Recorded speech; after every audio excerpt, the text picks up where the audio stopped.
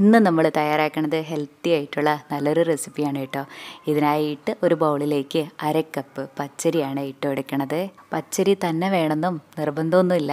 ഇതിന് പകരമായിട്ട് നമ്മൾ ചോറ് വെക്കണ ഏതരി വേണമെങ്കിലും നമുക്ക് എടുക്കാവേ.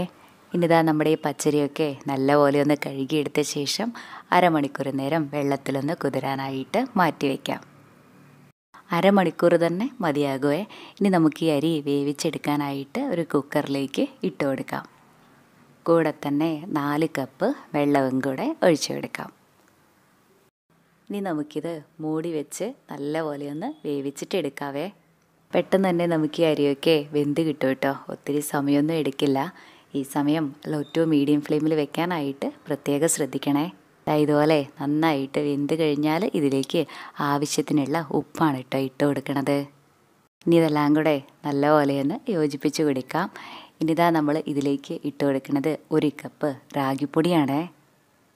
ഇനി ഇത് ഇളക്കി കൊടുക്കുകയൊന്നും വേണ്ട കേട്ടോ. മൂടി വെച്ച് 7 മിനിറ്റ് നേരം ലോ ഫ്ലെയിമിൽ നല്ലപോലെ ഒന്ന് വേവിച്ചിട്ട് എടുക്കാം.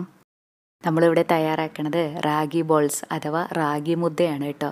കുറച്ച് പേർക്കൊക്കെ അറിയുന്നുണ്ടാവും. ഇത് കർണാടകയിലെയും ആന്ധ്രാപ്രദേശിലെയൊക്കെ മെയിനായിട്ടുള്ള ഫുഡാണ്. പക്ഷേ നമ്മുടെ നാട്ടിലേക്ക് ഇതുപോലെ തയ്യാറാക്കുക വളരെ കുറവാണെന്ന് മാത്രം. ഇതാ ഇങ്ങനെ മാത്രമല്ല, അരി ചേർക്കാതെയും നമുക്ക് ഇതുപോലെ തന്നെ തയ്യാറാക്കാനായിട്ട് പറ്റുവേ. പക്ഷേ അങ്ങനെ ചെയ്യുന്നതിലും ഒന്നും കൂടി നല്ല ടേസ്റ്റ് ഉണ്ടാവുക ഇതുപോലെ അരിയും കൂടെ ചേർത്തിട്ട് തയ്യാറാക്കുമ്പോഴാണ്.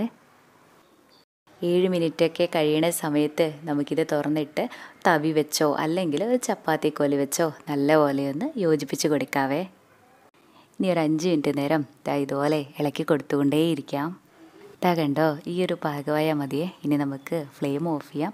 ഇനി ഇതിൻ്റെ ചൂട് പോകാനായിട്ട് 10 മിനിറ്റ് നേരം ഒന്ന് മൂടി വയ്ക്കുകയും കൂടെ ചെയ്യാവേ.